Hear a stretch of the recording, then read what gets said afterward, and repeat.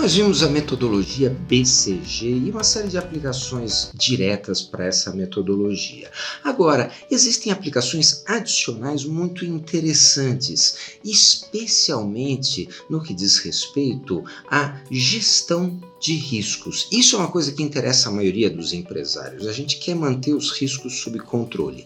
Nesse caso, a gente está falando dos riscos ligados ao seu portfólio. E a gente sempre tem que lembrar, os riscos do seu portfólio de hoje são basicamente os riscos do seu negócio de amanhã. Então, para a gente é muito interessante ter alguns métodos simples para tentar aquilatar o tamanho do risco que você está correndo em relação ao seu portfólio. Bom, como é que a gente pode avaliar, através de BCG, os riscos de portfólio? Existem 3 formas de fazer isso. A primeira delas é avaliando o número de produtos e serviços interrogação que existe. Se você tem um baixo número de interrogações, você certamente tem um ponto de risco que você tem que avaliar. As interrogações são as suas apostas. As interrogações são as estrelas e as vacas leiteiras de amanhã. Se você tem um baixo número de interrogações, você não tem um risco agora, mas você terá problemas no futuro, provavelmente no futuro próximo. Você não vai estar preparando as suas estrelas e as suas vacas leiteiras de amanhã. O segundo ponto de risco muito claro é se você tiver um número elevado de abacaxis. Muitos empresários consideram que isso não é um problema, que manter um produto no portfólio que não tem uma receita expressiva e que já não tem mais grandes perspectivas não é um problema. Mas não só é um problema, como é um risco. Um produto, um serviço no portfólio sempre representa algum passivo, alguma coisa que você tem que fazer, alguma coisa que no mínimo dispersa a atenção do seu público-alvo. Então, se você está com um número muito elevado de abacaxis, você está falhando na descontinuação dos seus produtos-alvo e no seu foco. É sempre um ponto de risco. O terceiro ponto de risco que a gente sempre tem que lembrar é o conceito de que o teu portfólio é um pipeline. Se o teu portfólio tem um formato que não é compatível com um funil, que não é compatível com um pipeline, você provavelmente tem um problema. O ideal é que você tenha um número de interrogações, um número de apostas maior que o seu número de estrelas, que tem que ser maior que o número de vacas leiteiras e assim por diante. Se isso não está acontecendo, se o seu formato, a distribuição do número de produtos através da matriz BCG não é no mínimo parecida com um funil, você vai ter algum problema de continuidade num futuro próximo. Em algum ponto você vai ter um gap. E isso vai representar, muito provavelmente, algum tipo de quebra no seu faturamento. Bom, o que a gente pode fazer com esses 3 pontos? A gente pode avaliar eles numericamente de uma maneira bem simples. A gente pode simplesmente atribuir um ponto de risco para cada um desses elementos que você considera que está presente no seu portfólio. Ou seja, se você tem um baixo número de interrogações, você marcou um ponto de risco. Se você tem um alto número de abacaxis, você marcou mais um ponto de risco. E se o seu funil de produtos não se parece com um pipeline, se o seu portfólio não é parecido com um pipeline, você tem um terceiro ponto de risco. Aí basta que você some esses pontos para tentar avaliar o tamanho do risco de portfólio que você está correndo. Se você não tem nenhum desses pontos, excelente, o teu risco é extremamente baixo. Se você marcou um único ponto, você tem um risco moderado. Se você marcou 2 pontos, você tem 2 desses 3 riscos, o seu risco é elevado, e se você marcou todos eles, você certamente está com risco extremo em relação ao seu portfólio e você tem rapidamente que tomar providências em relação a ele. Obviamente a gente não quer só saber o tamanho do risco que a gente está correndo, a gente quer evitar que essa situação aconteça. E uma das formas de fazer isso é através do conceito de governança de portfólio. Então, é a gestão de riscos para evitar que a gente chegue numa situação extrema onde o nosso portfólio coloca o nosso negócio em risco. A gente usa um modelo, uma planilha, que é a planilha de governança de portfólio, que vocês podem fazer download. Ela tem três grandes componentes: o que a gente chama de resumo estratégico do seu portfólio, as regras de governança do seu portfólio e, para completar, os parâmetros de governança. A gente vai passar por cada um deles, começando aqui por cima pelo resumo estratégico, ou seja, a tua estratégia de produtos e serviços.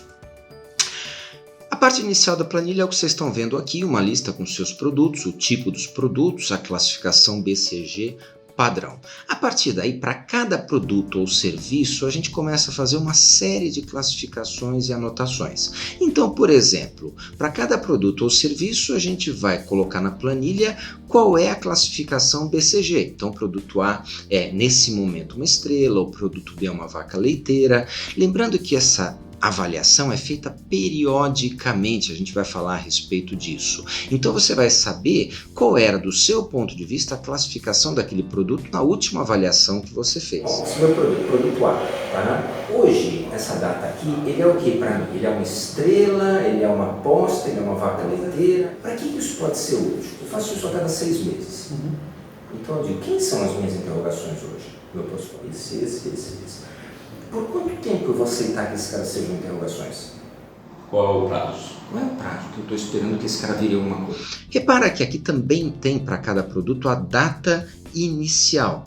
Isso é uma coisa muito importante, ou seja, na maioria das vezes a gente esquece quando foi que um produto ou serviço entrou no nosso portfólio. Isso é um lembrete interessante para a gente. Bom, a partir daqui tem um conceito muito importante.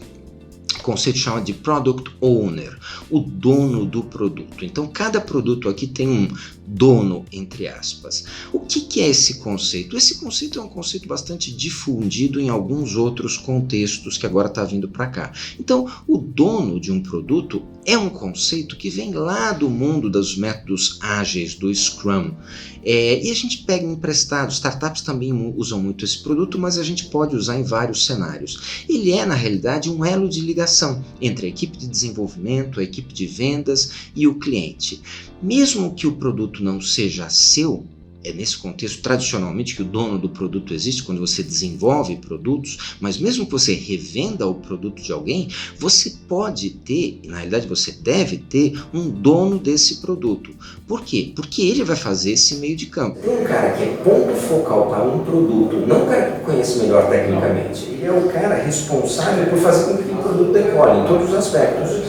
Então ele é o cara que vai coordenar os esforços técnicos e os esforços comerciais para aquele produto específico.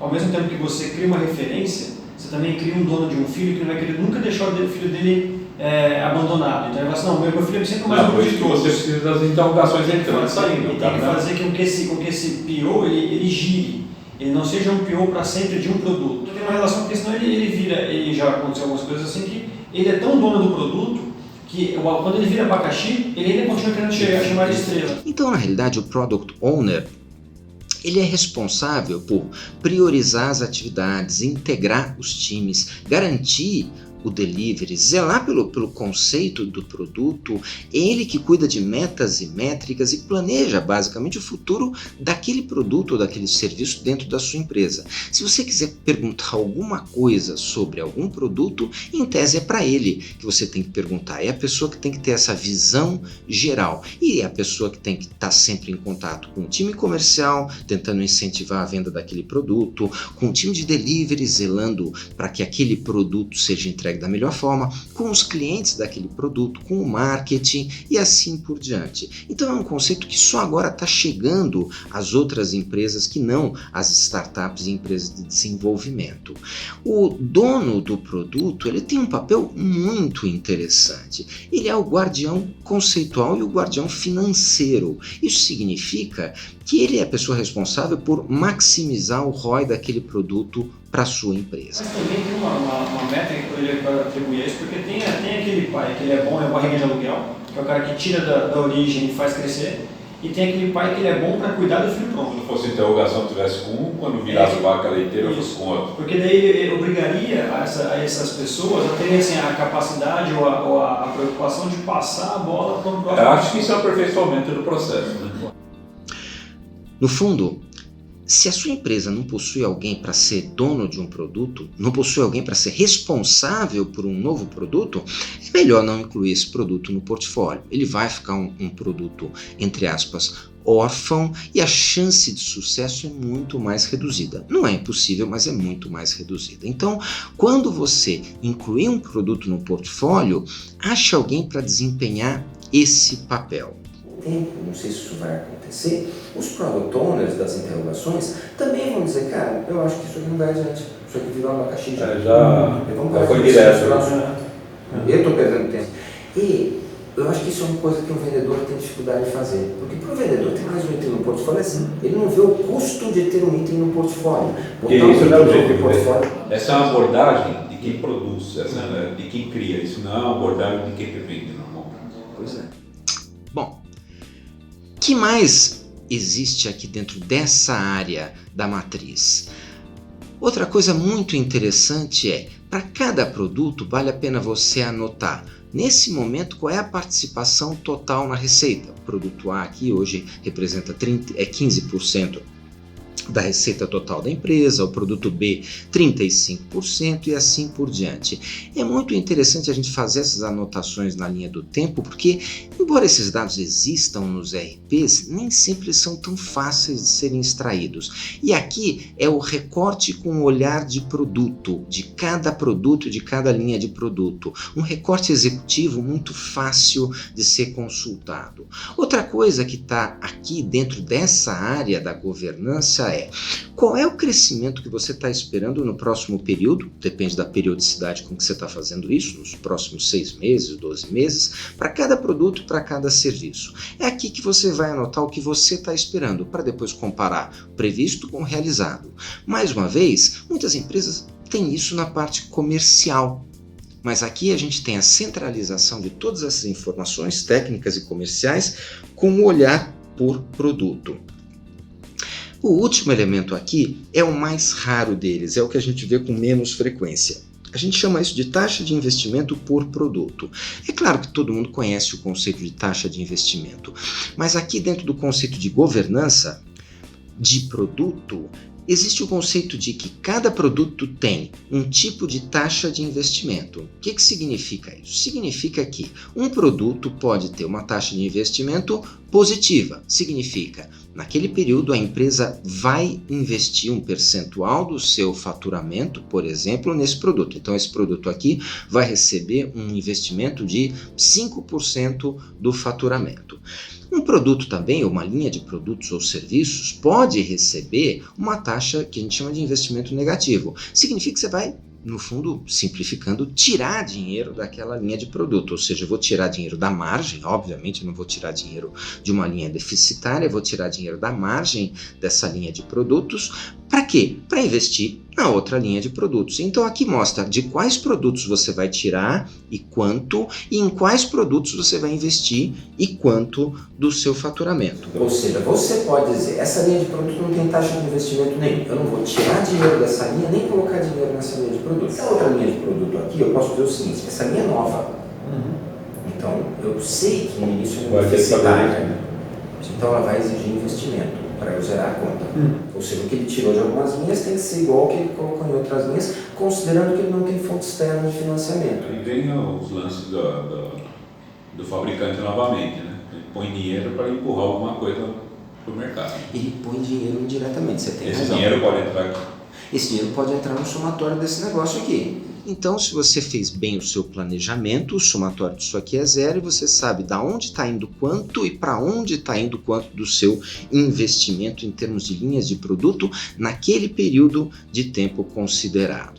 Existem alguns outros elementos finais dentro dessa parte da governança, principalmente no que diz respeito a processos. Ou seja, para cada linha de produtos ou serviços, se você tiver, você deixa anotado aonde eles estão, os processos técnicos, comerciais, financeiros, administrativos e assim por diante.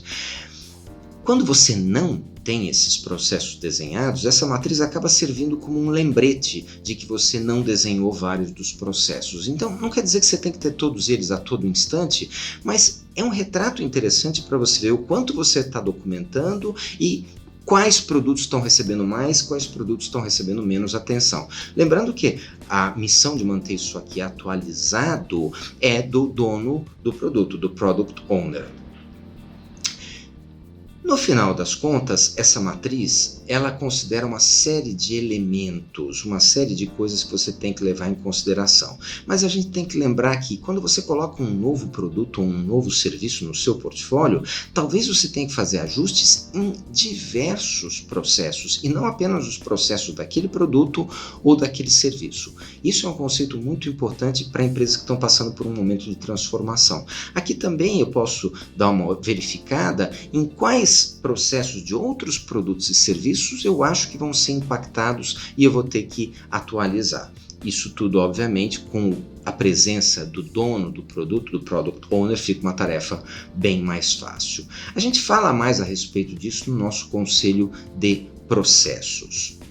A segunda linha são as regras de governança. São coisas mais gerais em relação ao seu portfólio. E aqui a gente introduz um conceito muito importante, o conceito de comitê de governança de portfólio.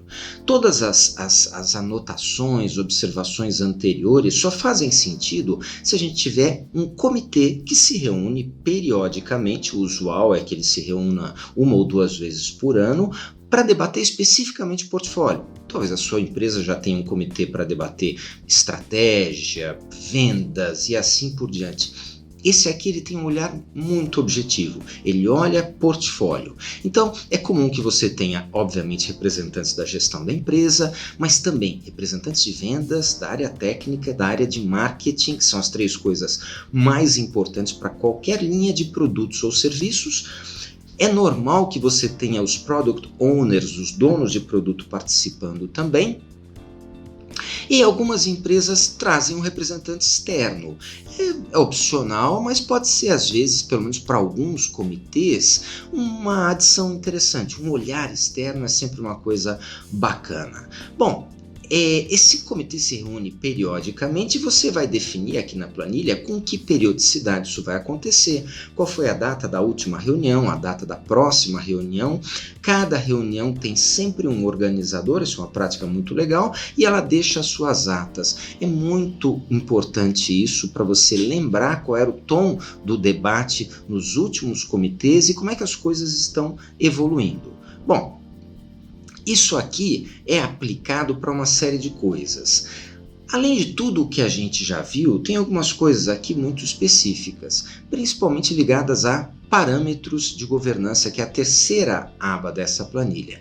O que são os parâmetros de governança? Coisas gerais como, por exemplo, quanto tempo você imagina que cada produto ou serviço vai permanecer em cada estágio BCG, ou seja, aqui no caso, imagina-se que em 12 meses um produto tem que ter deixado de ser uma aposta, deixado de ser uma interrogação. Então, se daqui a 12 meses você olhar e os produtos ainda não tiverem virado estrela, você provavelmente tem que decidir transformá-los em abacaxis. Também aqui você vai definir, por exemplo, qual é a sua taxa de conversão esperada. Eu espero, por exemplo, que 20% das interrogações se transformem em estrelas, que 60% das estrelas virem vacas leiteiras e assim por diante. Isso é importante para você, no próximo comitê, poder avaliar se essas previsões se concretizaram. Isso vai influenciar o seu planejamento financeiro, vai influenciar o seu planejamento comercial e até o seu planejamento técnico. Além disso aqui, tem outros 2 elementos muito importantes. A gente falou que os novos produtos e serviços são a alma de qualquer portfólio. Eles vão formar todos os outros produtos no futuro. O comitê é o lugar para você debater isso. O comitê é o lugar para a gente debater quais são os novos produtos que a gente está imaginando colocar no portfólio, escolher quais desses produtos a gente acha que a gente consegue colocar no portfólio, definir, como vocês podem ver, para cada novo produto que eu tenha decidido colocar um responsável, um Product Owner, desde o seu nascimento, uma data prevista para a inclusão. Mesmo que esse produto seja, por exemplo, um software de terceiro que você vai colocar no seu portfólio. Você tem uma série de tarefas e atividades para realizar antes de ele entrar. Se for um software, por exemplo, você vai ter que fazer treinamentos técnicos, treinamentos comerciais, certificações técnicas, certificações comerciais, criar material de divulgação próprio, incluir provavelmente isso no seu site, nas suas redes sociais, enfim, preparar a equipe, às vezes até contratar gente. Tem uma série de atividades que você tem que fazer, que tem que ser coordenadas até que ele realmente esteja pronto para ser oferecido para o público e implantado. Quem coordena tudo isso desde o momento zero é o Product Owner. Então esse conceito é muito legal, porque aqui você vê quais são as suas apostas que vão entrar, digamos, no seu portfólio dentro de algum tempo, quem são os responsáveis, quando elas vão entrar. E no comitê também é o lugar para se debater. Geralmente você tem muito mais produtos e serviços candidatos a novidades do que capacidade de colocar isso em ação. Então ali é que se vai debater do ponto de vista técnico, comercial, de marketing, quais serão os escolhidos. Assim como você debateu quais são as novidades e definiu elas no seu comitê, você também tem que debater quais produtos e serviços vão ser desativados. Provavelmente quais abacaxis vão ser desativados do seu portfólio. Então você vai definir não só quem são aqueles que não têm mais futuro, mas quem é o responsável por desativá-los, geralmente é o próprio Product Owner, qual é a data final de conclusão desse processo. Mais uma vez, tem uma série de etapas que têm que ser cumpridas aqui dentro, ou seja, parte das coisas que foram feitas tem que ser desfeitas, esse produto ou serviço tem que sair da sua divulgação, sair do seu site, às vezes até tem colaboradores que têm que ser remanejados, clientes que têm uma fase de phase out e assim por diante. Tudo isso aqui faz parte de um grande processo unificado. Cada uma das etapas do ciclo de vida do seu portfólio está prevista aqui dentro. Isso é muito importante, esse olhar 360 é muito importante dentro desse processo amplo de governança de portfólio, que é um olhar muito prático e muito objetivo sobre cada produto e serviço que você tem para oferecer.